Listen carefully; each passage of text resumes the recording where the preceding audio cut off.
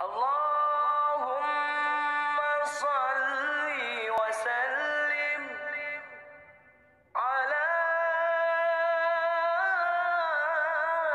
Sayyidina Muhammadin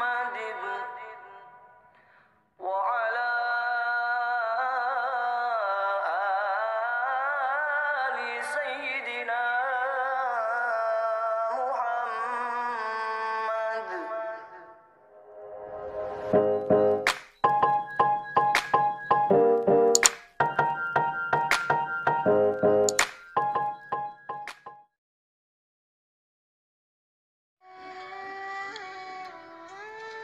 Assalamualaikum warahmatullahi wabarakatuh. Alhamdulillah wa syukrulillah, pada kesempatan kali ini, saya akan membagi informasi terkait keunikan dari kampung adat yang berasal dari Garut. Kampung itu bernama Kampung Dukuh, yang berada di Cikelet, Garut, Jawa Barat. Sebagaimana biasanya, di kampung adat, pasti ada tradisi dan aturan yang berlaku, bahkan larangan-larangan yang ada di kampung adat tersebut. Gitu juga dengan kampung adat Dukuh, ada beberapa pantangan, atau larangan bagi penduduknya. Dan inilah beberapa pantangan yang ada di Kampung Dukuh, Cikelet, Garut Selatan, Jawa Barat. Larangan pertama adalah, dilarang berdagang.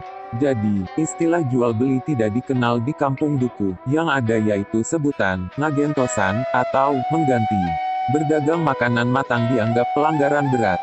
Namun seiring dengan terjadinya perubahan sosial, di Dukuh Landeu sudah ada warung yang berjualan kebutuhan sehari-hari, seperti jajanan anak-anak, garam, minyak tanah, dan lain-lain.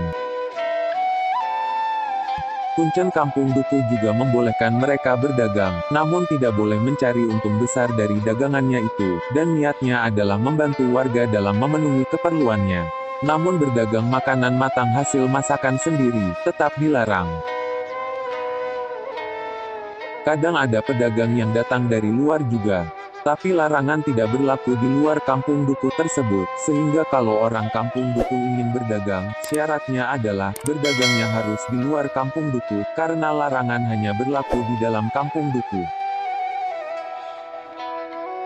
Larangan kedua adalah menjadi pegawai negeri atau PNS. Konon, Syekh Abdul Jalil yang merupakan pendiri Kampung Dukuh, merasa kecewa, karena dibohongi atasannya, yaitu, Bupati Rangga Gempol, yang dianggapnya sebagai amtenar, atau juga, pegawai negeri. Sehingga sejak itu ia bersumpah keturunannya tidak akan ada yang boleh menjadi pegawai negeri. Itu sebabnya pula, Syekh Abdul Jalil melarang orang berdagang, karena menurutnya berdagang dekat dengan kebohongan, dan selalu mencari keuntungan. Larangan ketiga adalah, dilarang memelihara binatang berkaki empat, seperti sapi, kerbau, dan kambing. Jadi, umumnya penduduk beternak unggas, seperti ayam, bebek, dan itik. Namun sejalan dengan tuntutan perubahan, di Dukuh Landeu sudah ada yang memelihara kambing. Selain larangan-larangan tersebut, masyarakat juga harus memenuhi aturan dalam melakukan upacara di makam karomah, yaitu ziarah ke makam Syekh Abdul Jalil. Hal itu boleh dilakukan, hanya setiap hari Sabtu. Ketika memasuki areal makam, laki-laki harus berpakaian sarung, baju takwa, dan totopong, ikat kepala, sedangkan perempuan harus mengenakan samping, ataupun sinjang kain, kebaya, dan kerudung, dan dilarang mengenakan pakaian dalam, perhiasan, dan sandal ataupun sepatu. Selain itu, tidak boleh memakai pakaian bermotif, seperti batik, bordiran, kaos, atau kemeja.